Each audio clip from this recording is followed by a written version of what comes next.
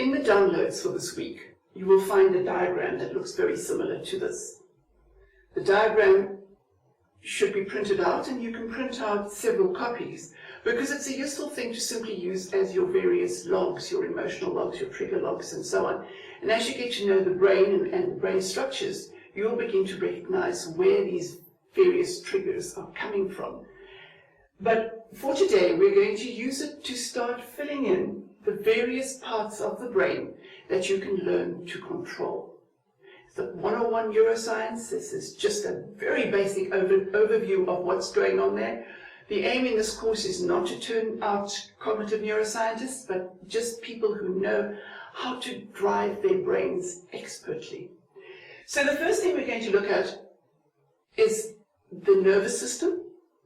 The brain is the headquarters of the nervous system, but with the brain and the nervous system, things get complicated really fast. So we're sticking to two aspects of the nervous system, the sympathetic and the parasympathetic nervous system.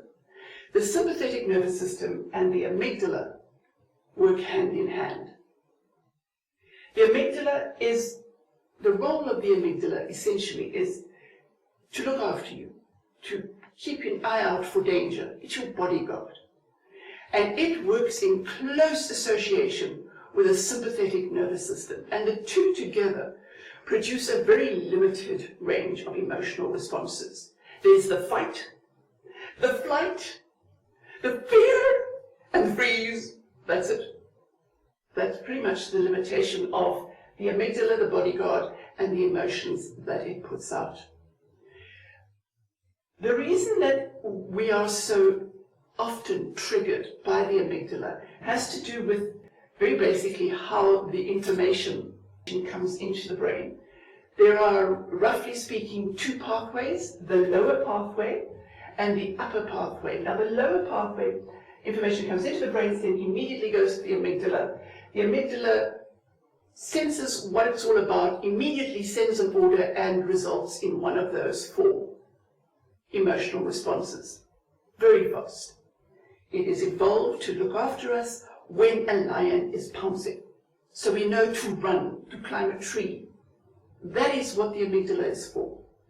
The problem is, it is a very primitive structure. It hasn't evolved to learn to make sense of the technological information age in which it now exists. So it cannot discern between real danger and virtual danger, which is what allows us to go to the movies and get a big fat fright in a horror film, even as our rational brain tells us that it's not real. The amygdala doesn't care.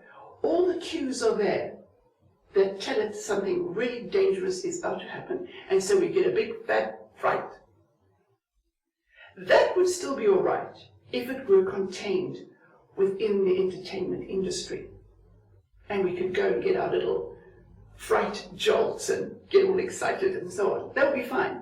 The problem is, as technology has integrated into our lives more and more, this inability of the amygdala to make sense of real and virtual danger is now surrounding us everywhere. It's like surround sound fear, an undercurrent of fear that is purposefully placed there. Because in all of this technology and all of this marketing, etc., the people know that if they focus on the bodyguard, the emotional triggers will be basic, will be primitive, easy to control. So essentially, for the untrained brain, they have lost control. You in the course, who are doing this course, are about to reclaim that control by learning a few things that enable you to calm the amygdala down, so that the information that's coming up the brainstem has a time to go past the amygdala into the prefrontal cortex in what is roughly known as the upper pathway, so your emotions become more considered. And the following exercise is the exercise that you can start applying anywhere in your life when you start feeling Now, this is why you're keeping emotional logs, so you can start recognizing the emotions as they arise. So when you start feeling irrational irritation, you're in a traffic jam. I'm speaking too slowly. The computer is uploading too slowly. The program is too slow. You're in a queue. Your parents, your mother, your father, your auntie, your lover, your wife, your children, whoever is irritating you. You cannot control that, but you can control this by recognizing your irrational irritation and simply saying, stop. And by that I mean literally, physically, just stop. Stop whatever it is that you're doing. And take a breath. And in doing that, what you're doing is you're activating the parasympathetic nervous system, the rest and digest nervous system. You're allowing the information to get past the reactive bodyguard to the prefrontal cortex, where you are able to take a more objective view of where you are, what you're doing, what's going on, and then you can plan the rational, most beneficial, most appropriate next step. So the hardest part of the stop exercise is to recognize when you're becoming irrationally angry or irate or fearful or anxious or whatever it is. Those 4 emotions that the bodyguard, the amygdala, produces. When you recognize one of those in an inappropriate situation. Now, when a lion is coming at you, please don't do the stop exercise, just run.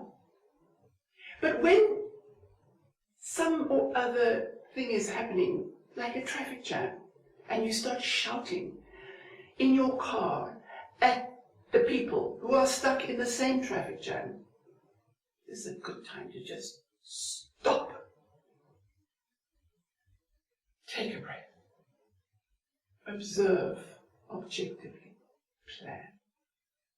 Take control of your vehicle. Take back control of your brain from the reactive bodyguard. Your life will be so much better for it.